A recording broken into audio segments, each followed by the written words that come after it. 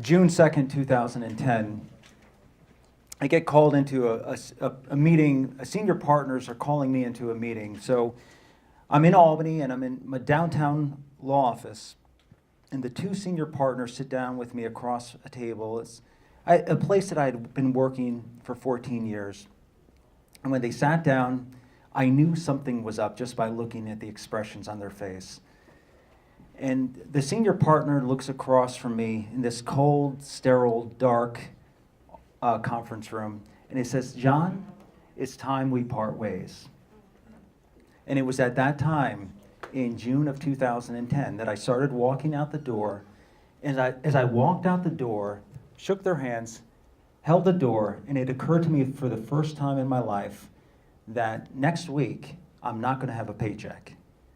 And next week, I won't have money to pay the bills for my kids' school and things of that nature. And it dawned on me. And so I leave the office that day with the senior partners after 19 years of practicing law, scared to death. So I go out. And one thing I realized, just with the cases I had, I'm just jumping around from one thing to the next, like a chicken with its head cut off, just trying to put out one fire after the next, really without any plan or game in mind. And in December of 2011, I started writing. I started writing policies and systems for law practice, and I started implementing these policies. It took me 2 years. I wrote a book called The Power of a System. But the key thing here for me was realizing that just because you're a great lawyer and you're the top at what you do, I learned it doesn't mean a damn thing in terms of success and money. That sometimes mediocre and average lawyers make the most money. And many times it's lawyers who have big billboards, TVs, and you know in your mind that you're a better lawyer, that you have better trial skills, bankruptcy skills than the other lawyer, but they make more money, they're more successful, and you can't figure it out. It all begins with a company called TiVo.